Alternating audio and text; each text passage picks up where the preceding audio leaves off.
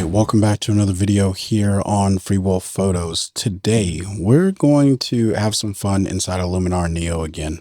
And I had this idea for a panoramic photo. Now, I went down to the Cherry Blossom Festival not too long ago, depending on when you watch this video. Let's just say it's the 2025 Cherry Blossom Festival in Washington, D.C. And in front of the Washington Monument, they were flying some kites, and it was a beautiful sky behind it, or at least I think it's pretty interesting.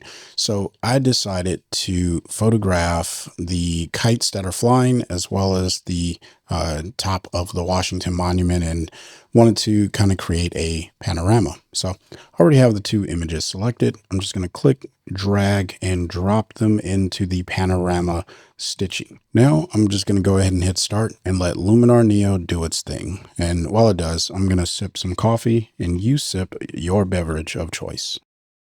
Okay, now I am no super genius when it comes to the panoramic tool. I just kind of throw the images in here. I choose the first option, which is this looking the spherical option, which seems to do the trick for me. So I'm going to go ahead and hit continue. And what this brings me to is this cropping tool. Now, what I would love to be able to do is crop this to the appropriate dimensions. And what it's really doing here for me, which I'm not a huge fan of, is it is warping those angles. So I'm going to see if I can make that not happen that way. And we'll do something like this. My dog is just making all kinds of sound in the background. Let's see. Yeah, this is actually a little bit better. So let's hit continue on this and see what we can get. So I might be able to salvage the top of the monument here. I'm just going to go ahead and drag that out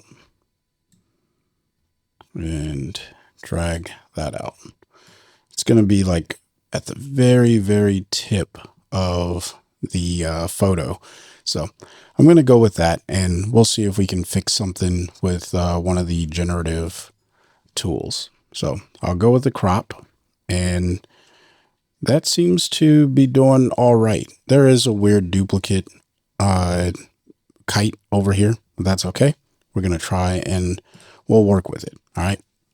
This isn't going to be perfect, but we're going to try and make it as close to perfect as we can get it. So whenever you create anything over here on the right side with HDR merge, focus stacking, panoramic, upscale, all that good stuff, puts it into its own folders, and those are stored on your local hard drive.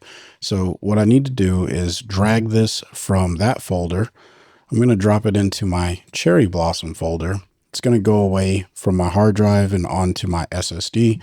And then I'm just going to come and find that image. Should be easy to find. There it is. And then I have a Cherry Blossom album that I've been working out of, so I'll just drop it in there, come back to that album, and now we have the image. So let's go ahead and make it a little bit larger by double clicking, and you can see it has some work, or it needs some work. So let's go ahead and try to fix the sky over here. So I'm going to go with Gen Expand. I'm just going to click it. It's going to take the image into there because I already had the image selected. And I'm just going to expand this out just a little bit. I don't need to go crazy. I'm not going to type anything in here, and then I'm just going to hit expand. And my hope is that Luminar is going to find some cloud detail to add to those edges, and then I'll be able to do a crop inside of the edit module. So we'll let this do its thing, and when it's done, we'll come back. Okay, so it did its thing, and it definitely added in some detail. I'm not sure it's the detail that I wanted. Looks like it found some photos with skies and words and stuff. So let's try that again, because I don't think that that is going to work for what I'm trying to accomplish here. All right. So we're just going to go ahead and hit expand and let this kind of do its thing. I'm not overly concerned about this area down here. I'm more concerned about the areas where I was missing sky, and it looked like it still missed some here, but I have a way of fixing that. You could use a clone stamp tool or something of that sort.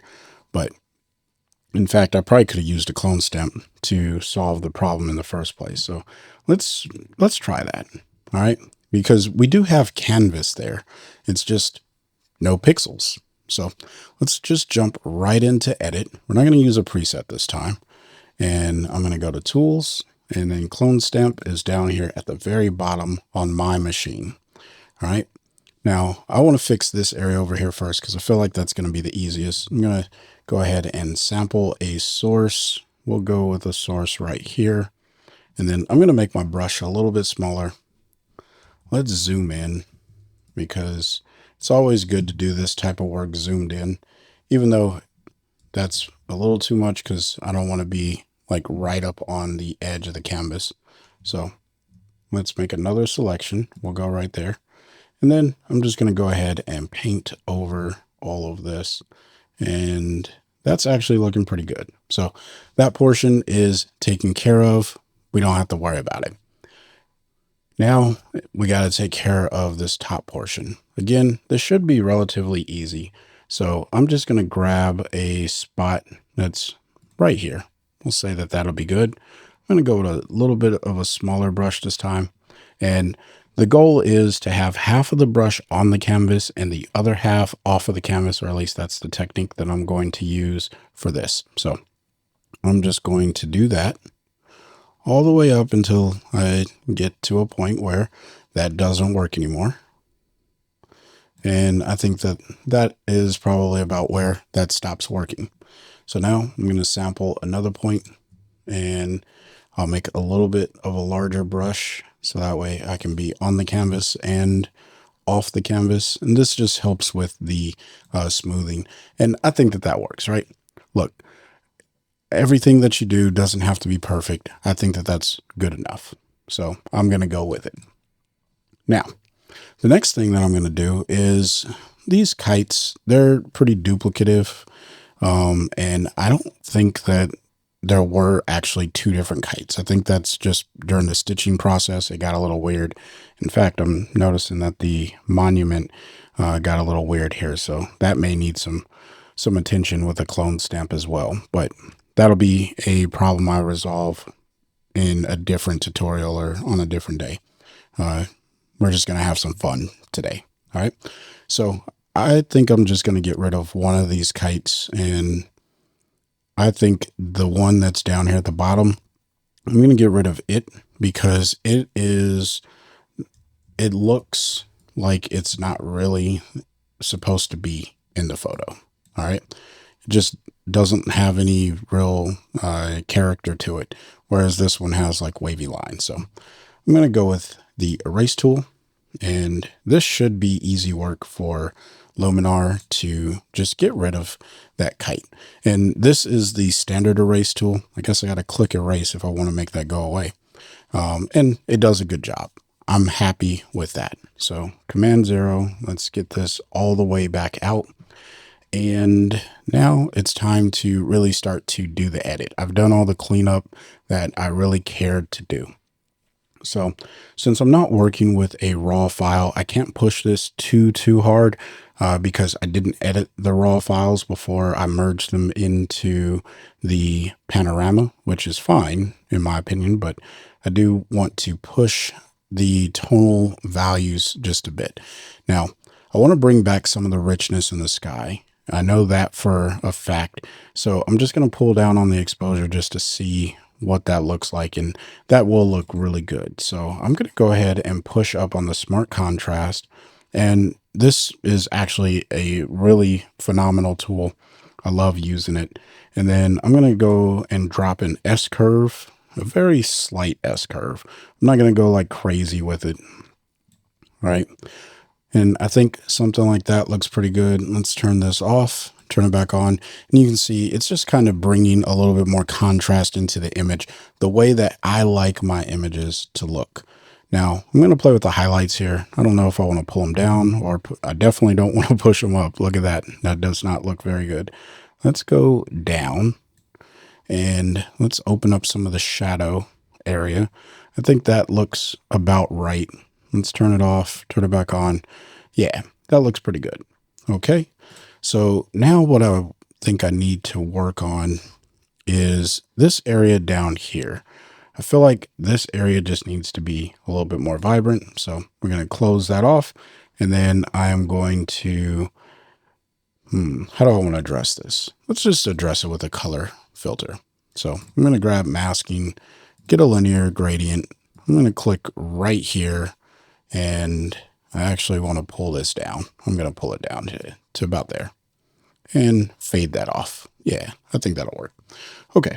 So now what I want to do is I'm going to push the vibrance down here. Now this is going to, make the people vibrant. It's also going to make that grass a little bit more vibrant, which is really what I'm going for. So I'm going to take the greens and I'm going to saturate them a little bit more, as well as the yellows. And then I'm going to come over to the luminance and I'm going to try messing around, maybe increasing the luminance on the greens, pulling the yellows down just a bit. And I think that's going to be good for that color. Let's just turn this off, turn it back on. Just puts a little bit more oomph in that color. So maybe I'll add some saturation. I think that always helps, right? Just give it a little boost. So we'll close that instance of the color. And now I want to address the sky. So I'm going to go ahead and add another instance of the color. And this time I'm going to hit masking, and I am going to grab, I'm just going to go with another linear gradient, and I'm going to click right down here to pull this down like so, maybe a little bit further. Boom. All right. And now we'll come back to the adjustments.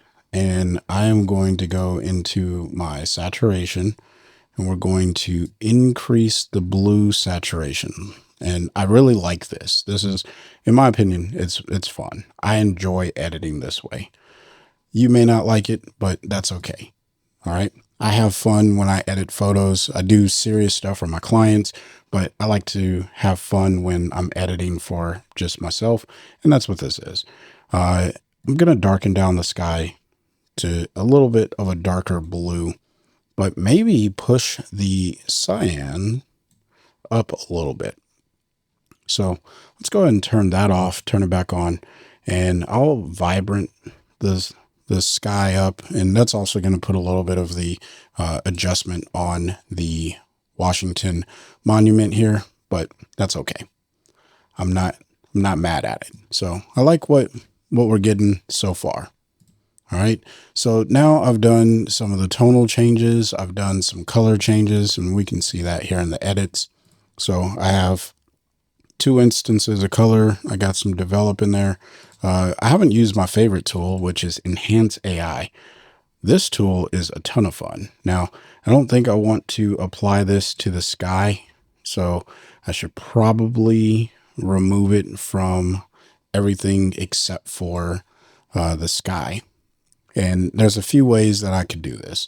The fastest way to do it would be with a brush, but I think I'm going to try to use the object selection tool. So let's go ahead and grab this, because this has become one of my favorite ways of selecting things in software, using the object selection. And you know what? I think I'm just going to select the sky and then invert the mask, because you got to work smarter and not harder. All right. So we'll go with that. And then I'm going to click back here on the object selection, and I'm going to click invert.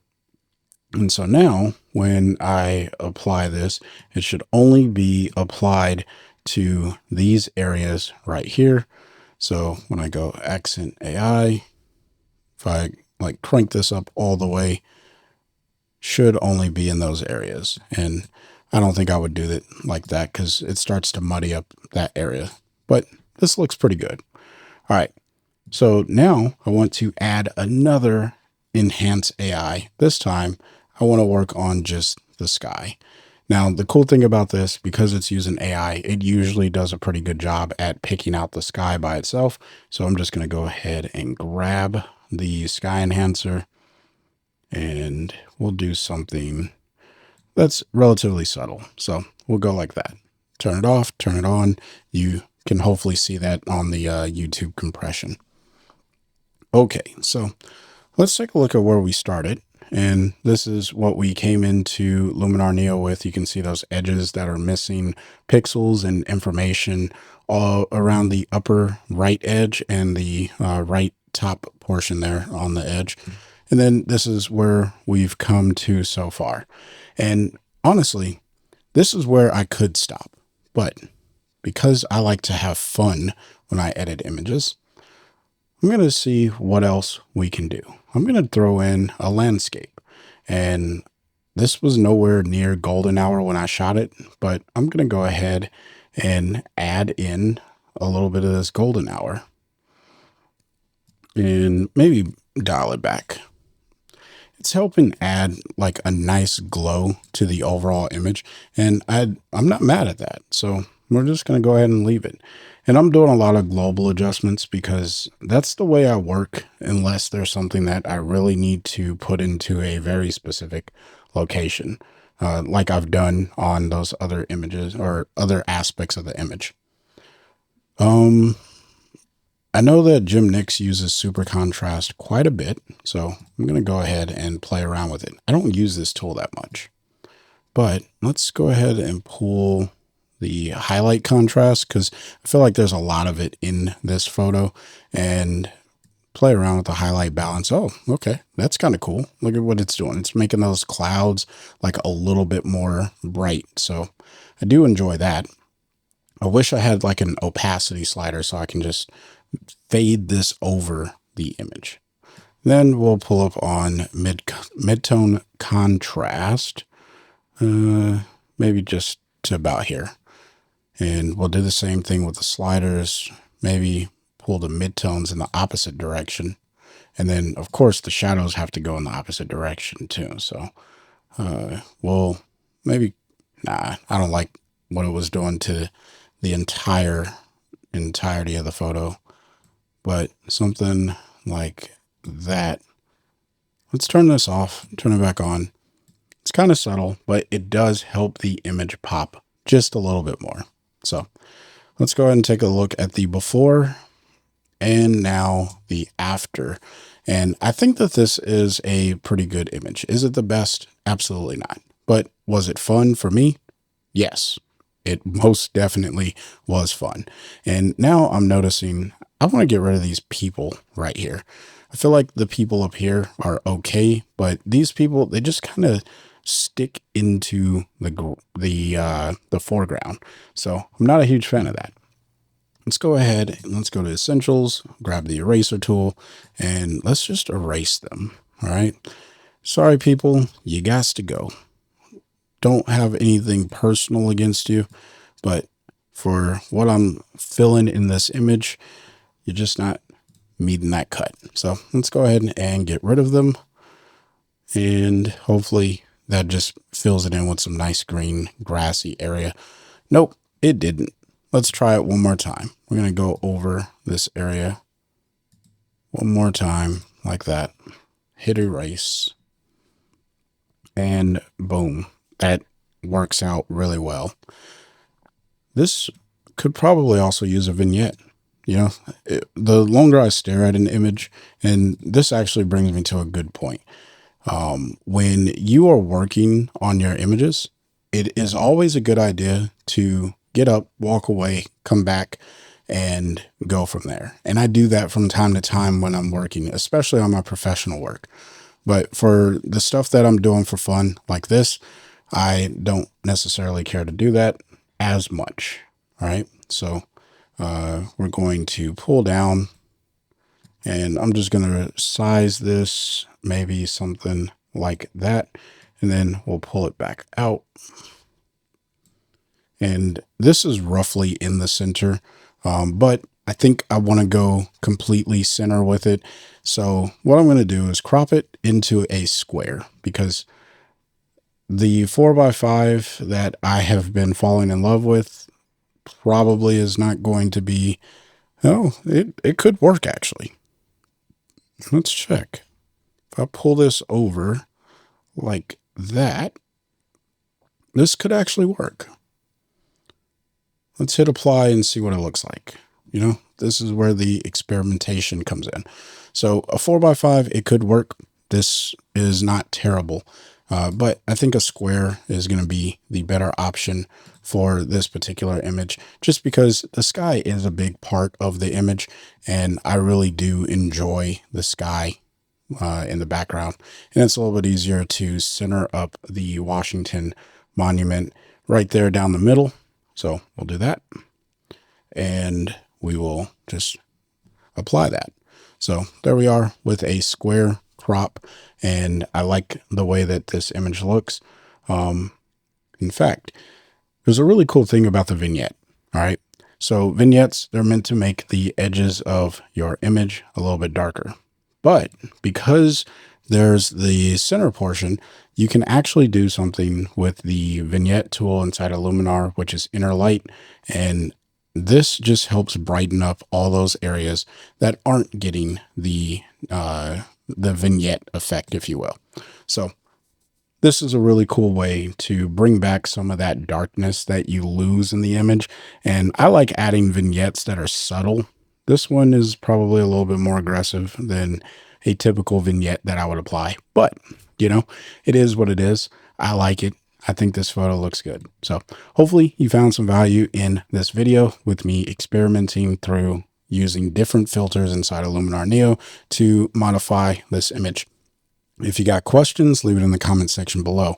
If you want to pick up a copy of Luminar Neo, consider using my coupon code, which is down in the description box below and popping up on the screen right here. So that way you can find that. It'll save you some money. I do make a small commission every time someone uses it, and I greatly appreciate it. So with that, until next time, I want you to stay inspired and keep creating. Peace.